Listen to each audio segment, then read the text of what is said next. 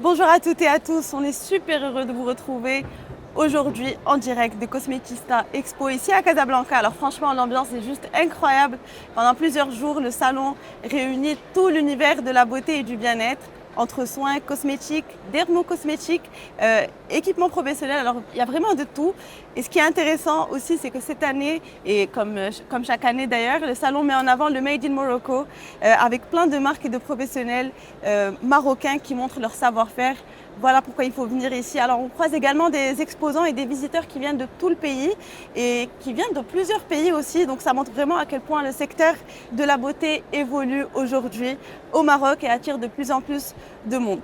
Mais au-delà des tendances et des produits, il y a aussi toute la partie conseil, la partie santé de la peau, bien-être, confiance en soi. Et c'est justement le sujet qu'on va aborder maintenant avec notre première invitée. Alors j'ai le plaisir de recevoir Dr Samia Ousmane. Alors, je fais une petite présentation quand même de Dr Samia Ousmane. Elle est spécialiste en dermatologie. Vous êtes actuellement chef de service de cosmétovigilance et des autres produits de santé à l'agence marocaine du médicament et des produits de santé. C'est bien ça, je ne me suis pas trompée. Oui, exactement. Je pense que j'ai fait un peu le tour. Bonjour, Dr Samia, comment ça va? Bonjour, ça va très très bien, merci beaucoup. C'est un plaisir de vous recevoir et merci d'avoir accepté notre invitation. C'est partagé. Je tiens tout d'abord à remercier donc, les organisateurs du Salon Cosmetista 2026 de nous avoir invités et de nous donner l'opportunité d'être donc parmi tous les acteurs de la cosmétologie. C'est un point qui est très important et bien sûr que ça nous tenait quand même à cœur d'en parler aujourd'hui. Alors c'est vrai qu'on entend de plus en plus parler de l'agence marocaine du médicament et des produits de santé. Alors concrètement, c'est quoi son rôle aujourd'hui? Alors, l'Agence marocaine du médicament et des produits de santé, c'est en fait l'autorité donc, nationale qui s'occupe de la régulation donc, des médicaments et des produits de santé. Donc, il a été créé dans le cadre de la loi 1022 et il représente actuellement donc, la pierre angulaire de la réforme du système national de santé en matière de sécurité des médicaments et des produits de santé. Très bien. J'ai dit dans mon intro que vous êtes chef de service de cosmétovigilance. Je vous dis la vérité, ce mot ne me dit absolument rien. Exactement. Et je pense pour plusieurs Marocains et plusieurs personnes qui nous regardent, est-ce qu'on peut donner une définition déjà, c'est quoi la cosmétovigilance et peut-être vulgariser un peu pour les personnes qui ne connaissent pas? D'accord. Donc la cosmétovigilance, c'est vrai que c'est un terme qui est méconnu par la plupart des acteurs de la cosmétologie. Alors, par définition, donc c'est le dispositif qui s'occupe de la surveillance des effets indésirables qui sont liés à l'utilisation d'un produit cosmétique. Très bien. Si vous permettez, juste pour donner une idée, c'est quoi donc le dispositif au sein de l'agence. Alors l'agence, comme je viens de dire, elle s'occupe de tout ce qui est médicaments, mais aussi les produits de santé. Quand on dit les produits de santé, donc on fait l'occurrence aux compléments alimentaires, aux dispositifs médicaux, aux réactifs, mais aussi aux produits cosmétiques. Et au sein de l'agence, on a le Centre national donc des vigilances sanitaires et gestion des risques qui couvre en fait toutes les vigilances et qui sont normalement des vigilances spécialisées. Donc il y a la pharmacovigilance qui est dédiée aux médicaments, la vaccinovigilance dédiée aux vaccins, il y a la réactovigilance dédiée aux réactifs de laboratoire, la matériovigilance qui est dédiée donc à tout ce qui est dispositif médical. Oui, j'imagine plusieurs. Exactement. Et enfin, la cosmétovigilance qui s'occupe des produits cosmétiques. Alors, c'est quoi déjà un produit cosmétique? Excusez-moi de vous interrompre.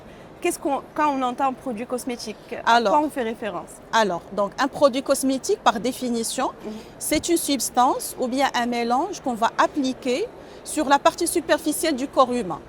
Donc, ça peut être sur la peau, sur les cheveux, sur les lèvres et même les muqueuses externes. Donc l'objectif étant soit de les nettoyer, de les parfumer, d'en modifier l'aspect ou bien tout simplement de les protéger. D'accord. Donc en général, ce sont des produits réputés sûrs et c'est souvent le cas. Mais ils ne sont jamais anodins.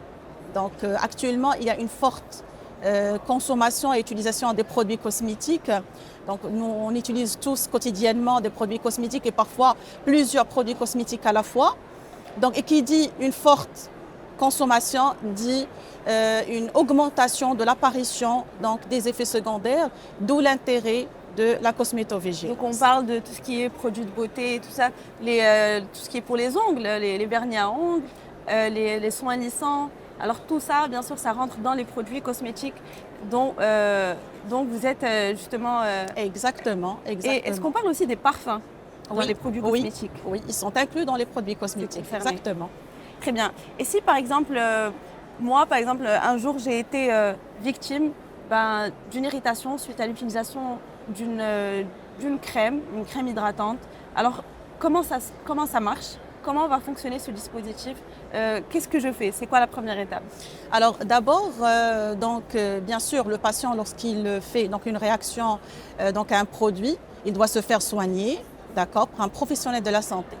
Mais après, donc, le dispositif de la cosmétovigilance, il doit intervenir. Comment? Alors d'abord, la première étape, c'est le signalement. C'est-à-dire le signalement, c'est-à-dire soit le patient lui-même ou bien le professionnel de la santé. Ça veut dire que ça peut être un dermatologue qui va aller faire un dermatologue, exactement. Okay. Ça peut être un médecin esthétique, ça peut être un pharmacien, même une infirmière. Donc, d'accord, ils peuvent notifier donc cet effet secondaire donc au dispositif de la cosmétovigilance. D'accord. Alors, la présentation clinique de l'effet secondaire, ça peut être différente. Ça peut aller donc d'une une simple irritation ou bien une rougeur, démangeaisance, sensation de picotement ou bien prurite. Mais aussi, ils peuvent principalement causer donc des signes systémiques, parfois des signes graves à type d'œdème, par exemple un œdème généralisé qui peut donner même des signes respiratoires. Okay. Etc. Est-ce que vous pensez qu'on a dans notre culture le signalement? Parce que très souvent, même dans des cas qui sont peut-être un peu plus graves, comme une intoxication alimentaire, je sors un peu du sujet, mais je fais juste un parallèle.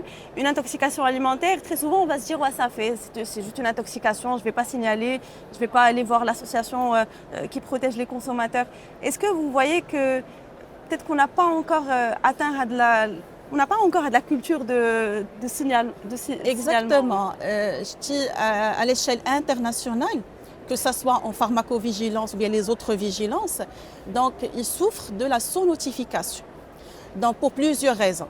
D'accord? Et parmi les causes, c'est la banalisation de l'effet. C'est ça. Par exemple, moi, j'ai utilisé donc une crème, m'a donné une petite irritation qui s'est calmée toute seule après l'arrêt du médicament. Je vais pas la signaler. Pour moi, c'est banal. Ou bien c'est un effet secondaire qui est connu. Oui. Par exemple, pour tel ou tel produit, on sait qu'il va faire, par exemple, une rougeur oculaire. Or que non, c'est pas normal. Bien sûr que c'est pas normal. Oui. Donc, tout effet secondaire, indésirable, doit être notifié.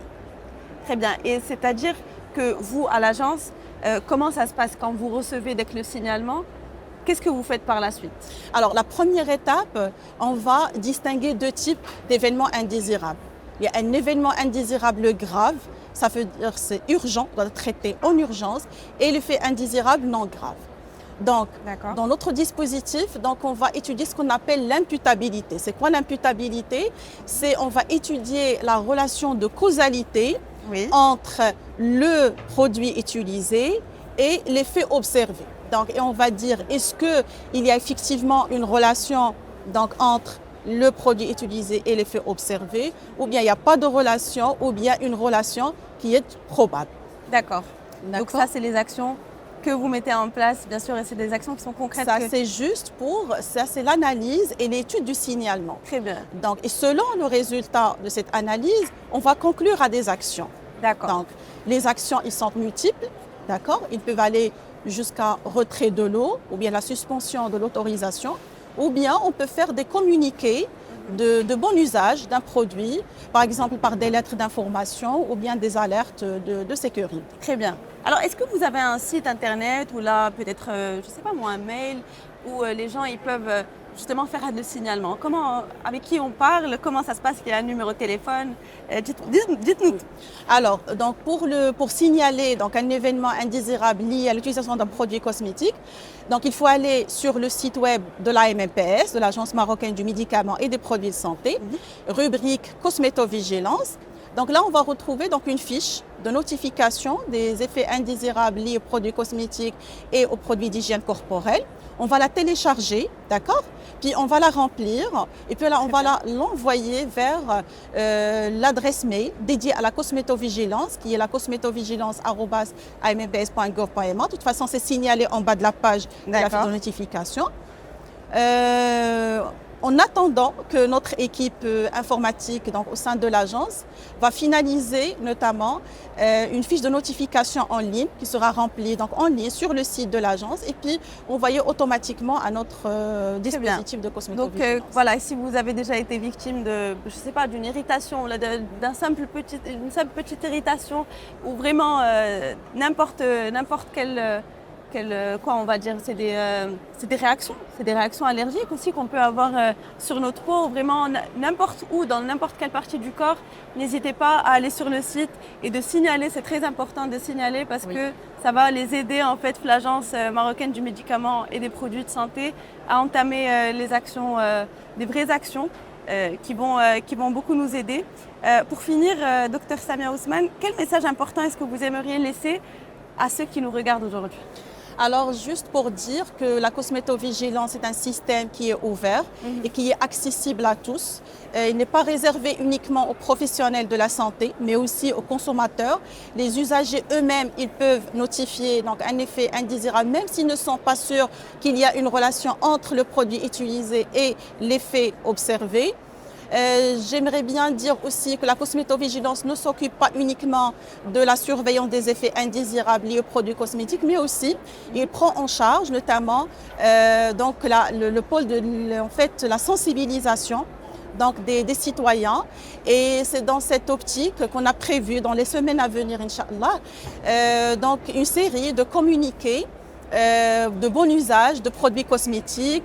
Donc voilà, donc on va discuter un petit peu donc les bons réflexes, les bonnes recommandations donc, et aussi les réflexes à adopter en cas de survenue d'un effet indésirable. Je ne vais pas laisser, dites-moi, allez. Je vais pas rater cette occasion pour notamment encourager la notification. Parce que même un effet secondaire banal, s'il se répète chez plusieurs personnes, il peut notamment déclencher une enquête qui peut parfois nous amener à découvrir notamment de sérieux problèmes de sécurité. Tout à fait, très beau message, docteur Samia Ousmane. Merci beaucoup d'avoir été avec nous aujourd'hui, d'avoir partagé tous ces conseils et cette belle expertise avec nous. Et nous, on va faire une petite pause dans ce live en direct de Cosmetista Expo. Mais restez avec nous parce qu'on revient dans quelques instants avec une nouvelle invitée pour continuer à parler beauté, tendance et évolution du secteur cosmétique. À tout de suite.